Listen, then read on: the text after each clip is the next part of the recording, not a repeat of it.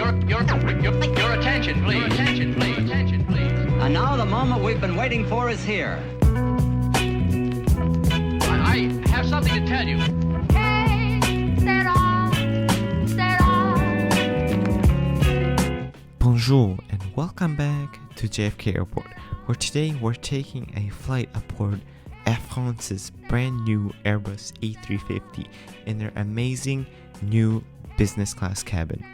But before we do all of that, let's first check in and head over to security.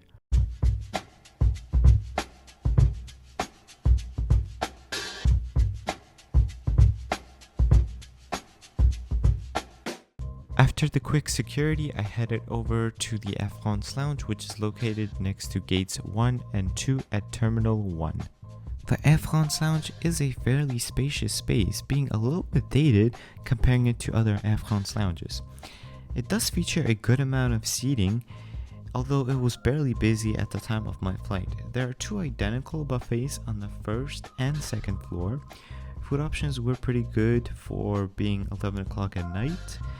I did try some of the food. I tried a fish, I don't remember which fish it was, and also a cream soup. Both were really good. There are plenty of cold and hot options. A wide selection of alcoholic beverages was also provided in a little self-pour bar. Overall, to sum things up, I would say that the lounge is a pretty good place to get from the hustle and bustle of Terminal 1, as it can get pretty crowded. After spending a good hour in the lounge, it was time to board our brand new Airbus A350-900, delivered to Air France in October of 2023. Stepping aboard, you are greeted with a visually beautiful cabin. The design of it has a sense of excellence with its navy blue finishes and Winged Horse logo designs. My seat for today's flight is 8H, which looks like a very cozy home for the next 7 hours. Looking at the seat itself, there is an amazing amount of legroom. For context, I'm 6'1" and I had plenty of room to stretch out even while sleeping. Here at the seated console, you have an adjustable reading light and a storage compartment with the Winged Horse design. Opening it up, there is a nice white leather finish. There is enough room for the noise cancelling headphones and a charger. A vanity mirror is also provided inside the compartment, which is really nice. A really cool thing is that this seat has wireless charging capabilities on the seat surface. This is more like a gimmick because a phone could easily slide off, but I feel like more airlines will implement it in their business class cabins. A set of seat controls is placed in, I'll be honest, not so comfortable position, because you can easily hit it with your elbow while sleeping, which could move the seat, or even call the flight attendant, which I did it a couple times while sleeping. There is also a huge tray table that slides out. It is a really sturdy tray table. I feel like it could be really good for a laptop if you want to do work. In front of that, we have a huge, really crisp IFE screen. It is really big. I would say probably the size of like 3 of my hands. Beneath that screen, we have a nice fluffy pillow that was provided and a really soft and warm blanket, which was actually too much because the cabin was already warm on this flight. There is also a big footwell, and which is, as I said, enough room for me to slide and, feel really comfortable while sleeping.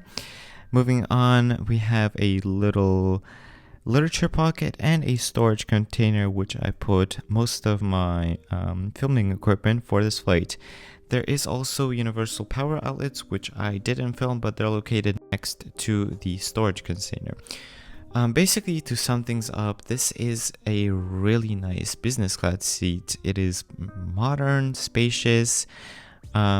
If I could say it in one sentence, it is visually stunning with a sense of effortless chic, which is a norm for Air France. The IFE is actually really nice. First off, I would say it has a really good UI design. I really like it. It's simple, but it's also really easy to navigate.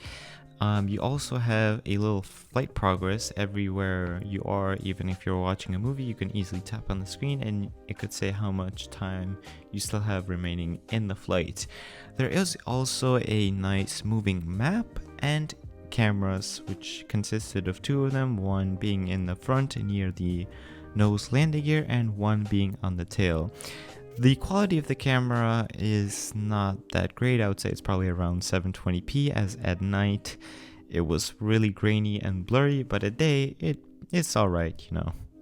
After boarding concluded, pre-departure drinks were handed out to all the passengers.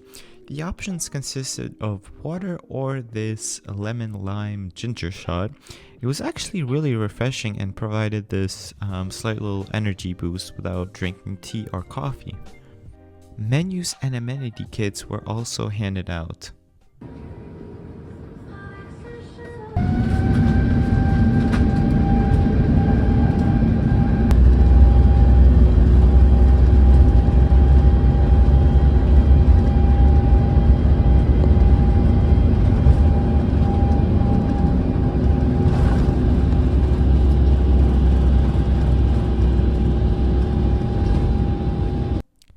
So here is the amenity kit. The bag is actually pretty nice. The first thing that we have is this toothbrush. Up next we have a eye mask, which was actually really soft. I didn't use it because the cabin was really hot. We also have a Clarence beauty balm, which smelled really nice. And we also had cheap socks. I swear it would have been better if they weren't included. We have another little Clarence container. It is just moisturizing cream. I did use it because my face was pretty dry after the flight, and a little tube of toothpaste. And probably the best thing out of it was this small little F-HUVD branded pen, which I am definitely keeping. For dinner you had 4 options: roasted beef, chicken, cod, or a vegetarian dish. Both the cod and the vegetarian dish were inspired by the Michelin-starred chef, what's her name? Dominique Ren. I think that's how you say it. Excuse my French, because basically I don't speak any French. So here's the bathroom on the Airbus A350. It is really clean and modern.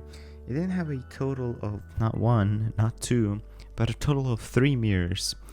The first mirror was a full floor-to-ceiling mirror, the second one was just a regular bathroom mirror, and the final one was a little close-up mirror. Glance products were also in the bathroom, just like in the amenity kit, which is really nice. I returned to my seat with the supper service had been started. Wine or champagne was being offered, and also the starter and the salad was also offered, with the dessert and the cheese plate on the same plate. The starter for today's flight was a lobster, herb cream, and fennel salad. The salad was it was really dry. Even with the little bottle of olive oil, it was still basically greens. No like cucumber or tomato would have been better and would have made the salad much better and fresher. The main dish for today's flight that I chose was the cod, white wine, and shallot sauce with quinoa and sun-dried tomatoes. This dish was really amazing. The cod was well prepared and the quinoa and everything else tasted really great. To sum things up, I would say that the catering on this flight was really good. The main dish was amazing. The dessert and cheeses were also great too.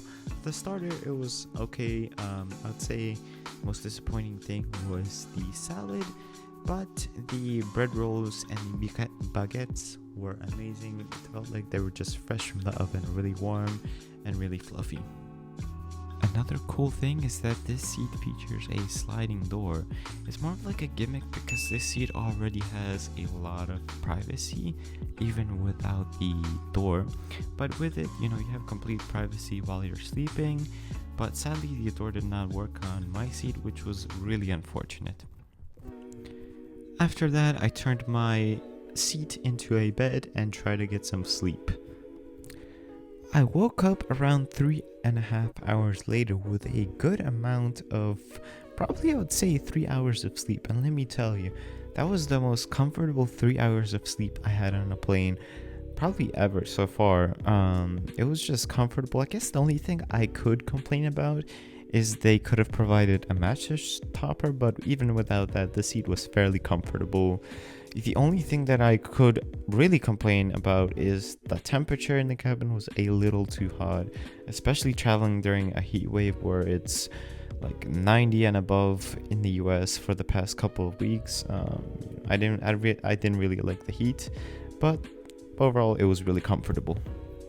The breakfast for the flight consisted of a drink of your choice. I went for a cappuccino, some fresh pastries, a fruit salad, and a omelet. The omelet wasn't fluffy, but it wasn't dry either. I would say it was in the middle. It was pretty good for a pre-arrival meal. The croissant was actually really good. I would say it was, it still had that birdy smell. It still had that crunch. I'd say the croissant was actually amazing for a plane. You got to consider that you're eating at 35,000 feet in the air. As we are approaching Paris, I just have a few things to sum up this flight. This flight was really amazing. The crew was really friendly. The service was great.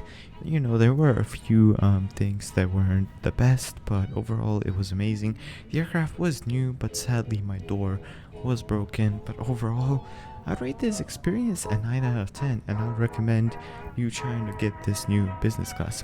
But with that, I hope you enjoyed this comprehensive business class review, and of course, fly safe.